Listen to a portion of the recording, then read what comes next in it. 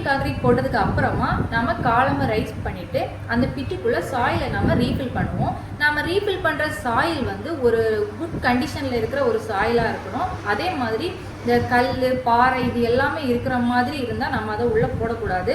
சாயிலை நம்ம ரீஃபில் பண்ணும்போது அதை நல்லா கன்சாலிடேட் பண்ணி காம்பேக்ட் பண்ணணும். ஒழுங்காக நம்ம கன்சாலிடேட் பண்ணலை அப்படின்னா ஃப்யூச்சரில் சேகிங் வர்றதுக்கான சான்சஸ் நிறையவே இருக்குது.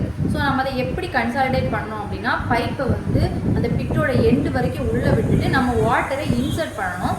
நம்ம உள்ளே செலுத்தக்கூடிய அந்த வாட்டர் வந்து மேலே தேங்கி நிற்கிற அளவுக்கு நம்ம அந்த வாட்டரை ஃபில் பண்ணணும். ஃபில் பண்ணி நல்லா கன்சாலிடேட் பண்ணணும். கன்சாலிடேட் பண்ணிவிட்டு ஏன் அப்படின்னா அந்த சாயில் வந்து கீழே வரைக்கும் ரொம்பவுமே லூஸ் சாயிலாக இருக்கும். ஸோ அந்த வாட்டர் வந்து பிட்டோட எண்டு வரைக்கும் போகணும். ஸோ இந்த சாயிலை நம்ம நல்லா கன்சாலிடேட் பண்ணி காம்பேக்ட் பண்ணும்போது ஃப்யூச்சரில் நடக்கிற சேகிங்கை நம்ம ப்ரிவென்ட் பண்ணிக்கலாம். இந்த வீடியோ உங்களுக்கு யூஸ்ஃபுல்லாக இருக்கும்னு நம்புகிறேன். வீடியோ பிடிச்சிருந்தா சேனலை சப்ஸ்கிரைப் பண்ணுங்கள். உங்களை யாருக்காச்சும் கன்ஸ்ட்ரக்ஷன் நீட்ஸ் இருந்தால் ஸ்க்ரீனில் தெரியிற நம்பரை காண்டாக்ட் பண்ணுங்கள். கன்ஸ்ட்ரக்ஷன் தவிர்த்து 2D plan, 3D plan, 3D front elevation, estimation இந்த மாதிரி நீட்ஸ் இருந்தாலும் எங்களை நீங்கள் தாராளமாக காண்டாக்ட் பண்ணலாம்.